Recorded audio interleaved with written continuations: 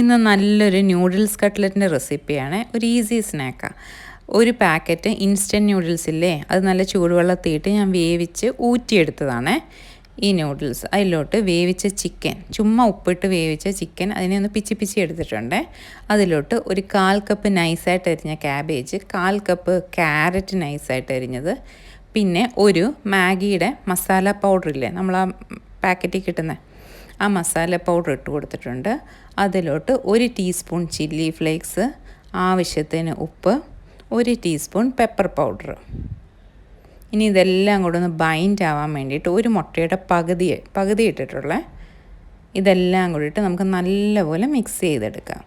ഇതിൽ ചിക്കൻ കൂടുതലോ കുറവോ നിങ്ങളുടെ ഇഷ്ടം. പിന്നെ ഇതില്ലേ സ്വീറ്റ് കോൺ ചേർക്കാം, ക്യാപ്സിക്കം ചേർക്കാം. വീട്ടിലുള്ളവർക്ക് ഇഷ്ടമുള്ള ടൈപ്പ് ഏത് പച്ചക്കറിയാണോ അതിടാം. വെജിറ്റബിൾസ് തിന്നാത്ത മക്കൾ കാണത്തില്ലേ, അവരെയൊക്കെ പറ്റിക്കാൻ പറ്റിയ റെസിപ്പിയാണ് കേട്ടോ. ന്യൂഡിൽസ് ഒക്കെ കാണുമ്പം പിള്ളേർ പെട്ടെന്ന് തിന്നോളും. നമ്മളിടുന്ന വെജിറ്റബിൾസ് ഒന്നും അവർ ശ്രദ്ധിക്കത്തേയില്ല. കണ്ടില്ലേ, നിങ്ങൾക്ക് ഇഷ്ടമുള്ള ഷേപ്പിലാക്കിയെടുക്കാം. ഞാൻ റൗണ്ട് ഷേപ്പിലാക്കിയെടുക്കുന്നത്.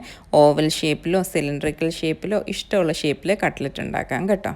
എളുപ്പം റെസിപ്പിയല്ലേ, ആവശ്യമില്ല നമ്മൾ വഴറ്റണ്ട, ഒന്നും ചേർക്കണ്ട, എളുപ്പം ഉണ്ടാക്കിയെടുക്കാൻ പറ്റുന്ന ഒരു ന്യൂഡിൽസ് കട്ട്ലറ്റിൻ്റെ റെസിപ്പിയാണ്. എനിക്ക് ഏകദേശം ഒരു 10 കട്ട്ലറ്റ് കിട്ടിയിട്ടുണ്ട് ഇത്രയും ഇതിന്. ഇത് ഫ്രീസറിൽ നിന്ന് വേണമെങ്കിൽ ഒരു 15 ദിവസമൊക്കെ നമുക്കിത് ഫ്രീസറിൽ വെച്ചിട്ട് ഉപയോഗിക്കാം. നല്ല ടേസ്റ്റി ഒരു കട്ട്ലറ്റ് റെസിപ്പിയാണ് കേട്ടോ. എല്ലാവരും ഒന്ന് ട്രൈ ചെയ്യണേ. ട്രൈ ചെയ്തിട്ട് നിങ്ങൾക്ക് ഈ ചാനൽ ഇഷ്ടപ്പെടുവാണെങ്കിൽ ഒന്ന് ലൈക്ക് ചെയ്യാനും ഷെയർ ചെയ്യാനും സബ്സ്ക്രൈബ് ചെയ്യാനും മറന്നേക്കല്ലേ. ആ കട്ട്ലറ്റിനെ ഞാൻ മുട്ടയും മുക്കി, നമ്മൾ സാധാരണ കട്ട്ലറ്റ് ചെയ്യുന്ന പോലെ തന്നെ മുട്ടയും മുക്കി ബ്രെഡ് ക്രംസിൽ മുക്കി നല്ലപോലെ കോട്ട് ചെയ്ത് എടുത്തിട്ടുണ്ട്. കണ്ടില്ലേ, ഇതുപോലെ കോട്ട് ചെയ്തെടുത്തിട്ടുണ്ടേ.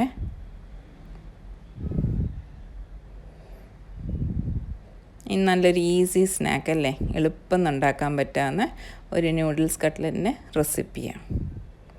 ഇത് നോയമ്പിന് വേണമെങ്കിൽ നമുക്ക് ഫ്രീസ് ചെയ്ത് വെക്കാം. അല്ലെങ്കിൽ മക്കൾക്ക് ടിഫിൻ ബോക്സ് ഇല്ലേ, ലഞ്ച് ബോക്സിൽ കൊടുത്തു വിടാം.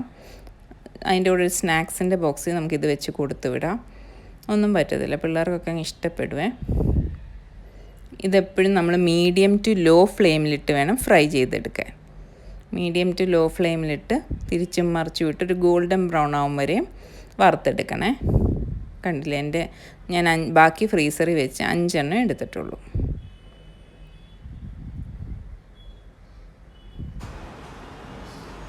ഇത് നല്ല ക്രിസ്പിയാണ്, ഞാൻ സൗണ്ട് കേൾപ്പിച്ചത്. നല്ല ക്രിസ്പി ആയിട്ടുള്ളൊരു കട്ട്ലറ്റാണ്.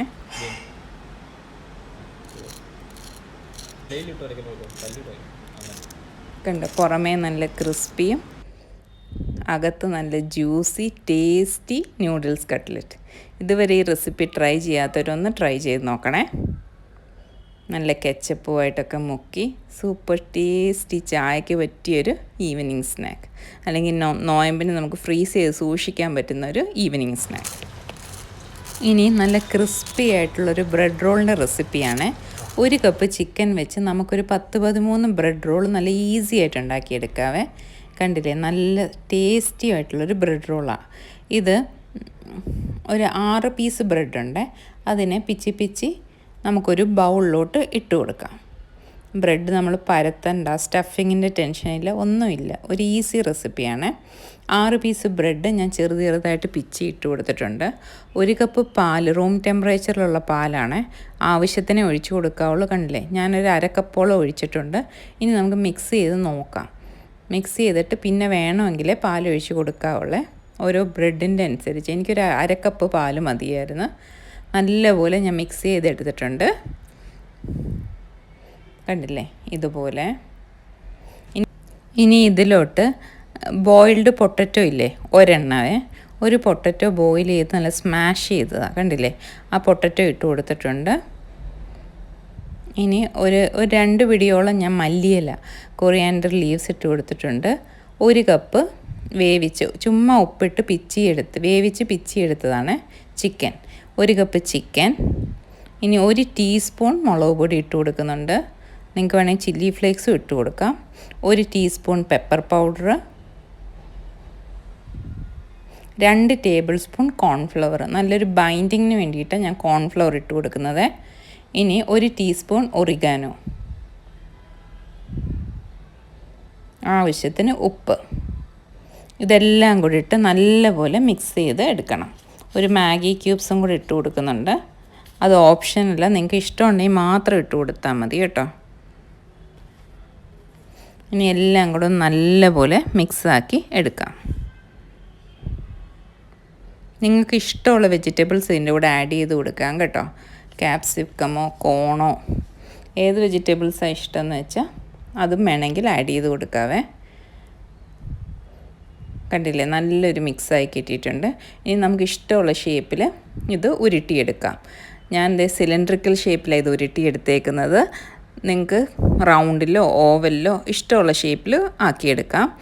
ഇത് ഇപ്പോൾ കയ്യിൽ ഒട്ടിപ്പിടിക്കുവാണെങ്കിൽ ഇച്ചിരി എണ്ണ തൂത്തിട്ട് ഇതിങ്ങനെ ചെയ്യാം. അല്ലെങ്കിൽ ഒരു 5 മിനിറ്റ് ഫ്രിഡ്ജിലോട്ട് വെച്ചാൽ മതിയേ. പെട്ടെന്ന് ഇത് നമുക്ക് ബോളാക്കി എടുക്കാൻ പറ്റും. കണ്ടില്ലേ, ഏകദേശം ഒരു 13 ബ്രെഡ് റോൾ എനിക്ക് കിട്ടിയിട്ടുണ്ട്. ഇനി സാധാരണ ബ്രെഡ് റോൾ ചെയ്യുന്ന പോലെ റോൾ ചെയ്തെടുത്താൽ മതി. കണ്ടില്ലേ, മുട്ട മിക്സി മുക്കി ബ്രെഡ് ക്രംസിലും മുക്കി. ഞാൻ ഡബിൾ കോട്ടിങ് ചെയ്യുന്നുണ്ട്. നിങ്ങൾക്ക് ഒരു വട്ടം കോട്ട് ചെയ്താൽ മതിയെങ്കിൽ അത് മതി. ഇത് പൊട്ടിപ്പോകുന്നോ അങ്ങനെയുള്ള പേടിയൊന്നും വേണ്ട കേട്ടോ. നമുക്ക് എളുപ്പം ചെയ്തെടുക്കാൻ പറ്റുന്ന, വീട്ടിൽ ബ്രെഡും നമ്മുടെ വീട്ടിലുള്ള സാധനങ്ങൾ വെച്ച് തന്നെ ഈസി ആയിട്ട് ഉണ്ടാക്കിയെടുക്കാൻ പറ്റുന്ന ഒരു ബ്രെഡ് റോൾ റെസിപ്പിയാണ്. ഞാനിത് കണ്ടില്ലേ, ഡബിൾ കോട്ടിങ് ചെയ്താൽ എല്ലാം എടുക്കുന്നത്. പിന്നെ ഒട്ടും ടെൻഷൻ വേണ്ടെന്ന് ഓർത്ത് ഞാൻ ഡബിൾ കോട്ടിങ് ചെയ്തതാണ്. ഒരു കോട്ടിങ് ചെയ്താലും ഇരുന്നോളും കേട്ടോ. കണ്ടില്ലേ, ഇനി ഇത് മീഡിയം ടു ലോ ഫ്ലെയിമിലിട്ടേ പൊരിച്ചെടുക്കാവുള്ളേ. ഹൈ ഫ്ലെയിമിലോട്ട് ഇടലും മീഡിയം ടു ലോ ഫ്ലെയിമിലിട്ട് പൊരിച്ചെടുക്കണം.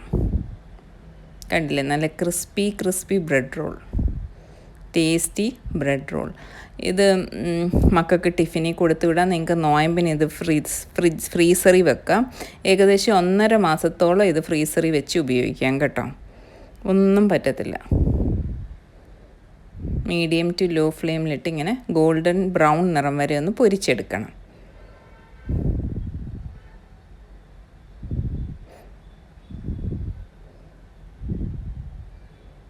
കണ്ടോ, പൊട്ടിപ്പോകുന്നോ അങ്ങനെയുള്ള ഒരു ടെൻഷനും വേണ്ട. ബ്രെഡ് പരത്തണ്ട, വഴറ്റണ്ട, ഒന്നും ചെയ്യേണ്ട. എളുപ്പമല്ലേ, എളുപ്പമുള്ളൊരു ഈസി സ്നാക്ക്. കണ്ടില്ലേ, നല്ല ക്രിസ്പി സൗണ്ട്. കെച്ചപ്പോ നിങ്ങൾക്ക് ഇഷ്ടമുള്ള സോസിൽ ഇത് മുക്കി ചായയുടെ കൂടെയും നോയമ്പിനും ഒക്കെ കഴിക്കാൻ പറ്റുന്ന ഒരു ഈസി റെസിപ്പി. നിങ്ങൾക്ക് എൻ്റെ ഈ ചാനൽ ഇഷ്ടപ്പെടുവാണെങ്കിൽ ഒന്ന് ലൈക്ക് ചെയ്യാനും ഷെയർ ചെയ്യാനും സബ്സ്ക്രൈബ് ചെയ്യാനും മറക്കല്ലേ. Thank you.